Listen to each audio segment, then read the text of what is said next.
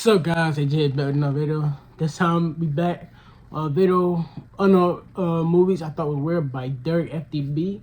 But before we get in the video, please like, comment, subscribe. Go down link below on my down in the description. My links will be at my main channel and my social medias down below. And let me know in the comments what's the weirdest movie y'all ever saw. Let's get into it.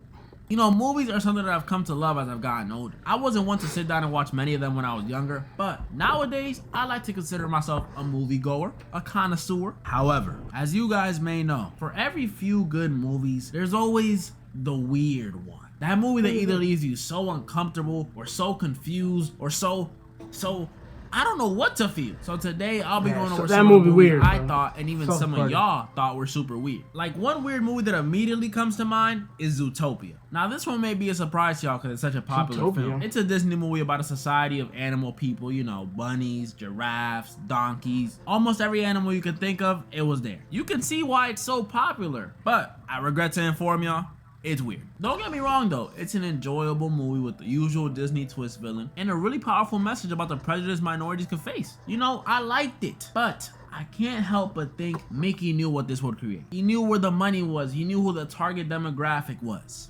Those dang furries. I was like 13 at the time this movie released, and I already knew this thing was gonna do postmortem numbers in the furry community. Yeah, that's right. My problem with this movie is not the movie itself. It's the community it created. Y'all know I don't like judging people on this channel often, but the Zootopia fandom is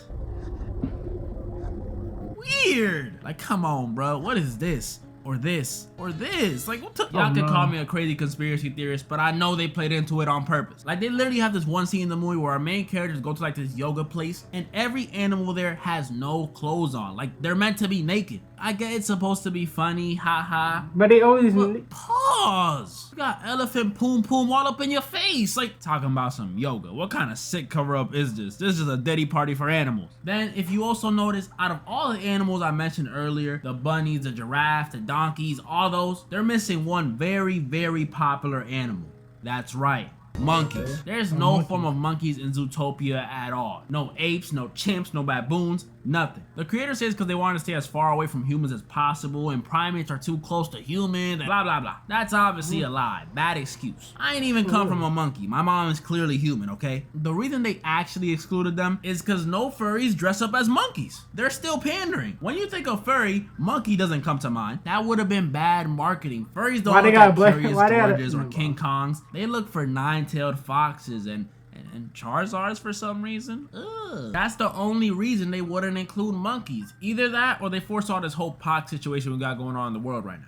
That would low-key be a good reason too. Another movie I found weird was Hoodwink. You see, this one also has a large animal cast, but it doesn't have a weird fan base like Zootopia. And it's low-key peak. Like, the movie is genuinely enjoyable. It's just, it's a huge fever dream. It's more of a what is even going on kind of weird. This movie's a spin on the Little Red Riding. Oh yeah, that movie. The movies are always put. It's on like people different, like I guess stories.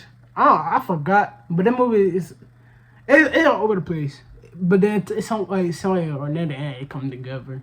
And all that, but it's all over the place. Story, but instead of it being the classic, oh, Granny got turned into a wolf again, it's a whodunit movie, a mystery movie where we go through the perspectives of the entire cast: Little Red, the grandma, the wolf, a lumberjack, and a squirrel, to find out who's going around stealing recipes and goodies from around the woods. Now, while the plot of this movie is simple, these characters are all over the place. Little Red now knows karate like she's a part of Cobra Kai or something. The grandma, instead of being a helpless grandma, is like this action movie adrenaline junkie. The big bad wolf isn't bad at all and is voiced by the guy from Emperor's New Groove. The lumberjack isn't a lumberjack, he's an aspiring actor. And the squirrel, this dude is clearly off that snow. These characters are ridiculous. They even got that one goat that went viral on TikTok, the did I do. Thank you. Another thing for me was this movie's animation, because it's like really, really bad. Like, sometimes it's hilariously bad, but other times it was just scary. This movie also reminded me of how silly the original Red Riding Hood story is, because if you can mistake your grandma for an 180-pound wolf, then that says something about your granny. I'm sorry. Take her to a Brazilian wax place or something, because that's gross. But those are the more silly animated movies. That's not the ones that are hard to watch. Like a movie like The Human Centipede.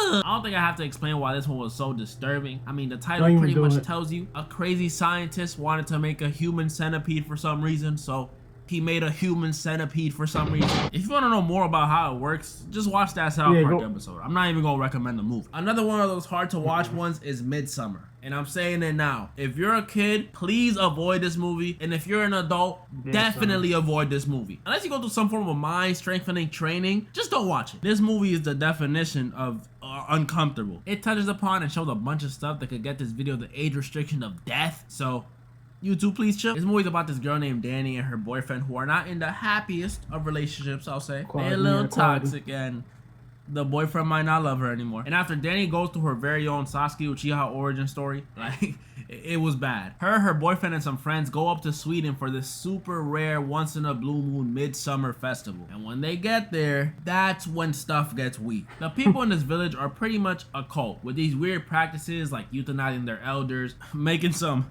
strong Bloody Marys, I'll say, taking hallucinogens, and debatably, the worst one, human sacrifices. Surprise! This cult is a murderous one. And these dudes do not play. They killed one dude for trying to take a picture of their sacred text, which is like, might be a little understandable, but kill him? Then they murked the couple that came with them for just trying to leave. They drowned the girlfriend and performed the blood eagle on the boyfriend. I don't know if y'all know what the blood eagle is, but it's bad. Then they killed one dude for peeing on a tree. Like, come on, bruh. He's giving back to nature. These cult people are evil. They're sick. Like, what's going on, PewDiePie? I thought Swedish people were chill. And that wasn't even the worst of it yet. The worst of it was the ending of the movie. So after all their friends got brutally packed up, all that's left is Danny and her boyfriend, who are both mentally shattered at this point. If it's not from all them drugs, it's from those strong drinks. And after Danny witnesses what looks like her boyfriend cheated on her, and I say looks like because I assure you that is not what was happening at all. The village people crown her the queen of the midsummer festival. What happened? She gets the choice to sacrifice her now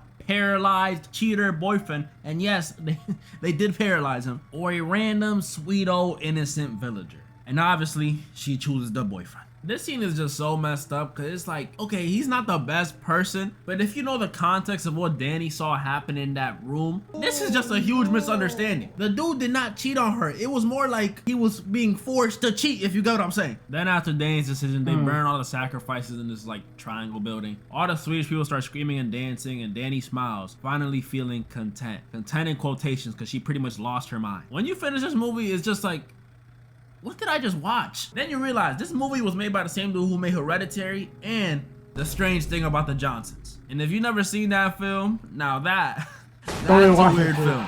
But although Midsummer scarred me, there is one movie that scarred me even worse. One movie that I watched around the same time as Zootopia, and it's another animated movie. Oh yeah.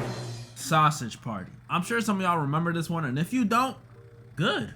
Don't remember. It's about this sentient food and grocery store items who see us humans as gods. Stop it, bro. Even Celtics fans go grocery shopping from time to time, and those are the least godly things on earth. And after a group of them find out what humans really be doing with our food, they start trying to warn the other items. And this movie's like the dark Toy Story for foods, because we really see how messed up stuff looks from their perspective. Like, they had this whole scene that looked like Omaha Beach on D-Day with grapes, Oreos, PB&J, all getting brutally murked. And it looks super intense and super scary and super sad, when in reality it was just a cleanup on aisle 5. But this movie really did have me feeling bad for my food. Like, if I had known my salami and plantains were really going through it like that, then I wouldn't have... No, that's a lie. I'm still eating them. But weirdest of all, this movie had me worried that my salami and plantains might be trying to get freaky deaky with each other. Yes, that's the weirdest part of this movie. It's not what us humans do to our food or the literal evil douche running around. It's all the freaky tension throughout this movie. Like, these food items were itching to get one in. And don't get me wrong, it's funny. But that is a scary concept if you ask me. I would hate to have finished doing groceries and the second I walk out my kitchen, these dudes start trying to get their freak on. Like, imagine just hearing The Weeknd coming from your fridge and you don't know what's going on. And the movie wasn't subtle about it either. I mean, the title, bruh. Read the title. We literally follow a wiener and a curvy hot dog bun, and their goal is to get up inside each other. I'm not pausing that. That's actually their goal. And all this tension builds up and gets released. You see, I'll pause that one. Pause on that. At the very end of the movie, where we got the freakiest, most adult, most out-of-pocket food scene in any movie ever. I literally can't show this, so I'm gonna throw up a huge censored bagel or something and break down what happens. But be warned, it's graphic. So first, the wiener and the bun start. all over the top shelf in front of everyone. And then out of nowhere, the taco comes in with her leg and so then the other foods are like, damn, I don't want to be left out. So then they all start at an obtuse angle and then they and just when you thought it was over, the bagel comes in and with his elbow and then he it was crazy. I mean, even the juice was all over the place. And in the end, they all just on the at the same time. So it was pretty much a Diddy party for foods. That was pretty much all the movies I wanted to go over today. There's a lot more that I thought were weird, like the Bee movie, as my boy Ken said. Why are you leaving your boyfriend for a bee? For a bee. I don't know. Comment down below any more movies you guys want me to go over and maybe a part 2. Maybe. That's crazy. Maybe. And moral of the story?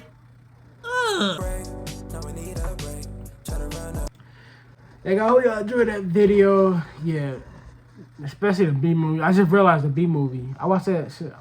I just now realizing it's crazy. You leave a whole nigga for a B. How you put the like with a B? How that make sense? Yeah. But guys, hope you enjoyed the video. Please like, comment, subscribe. See you another video. Peace out.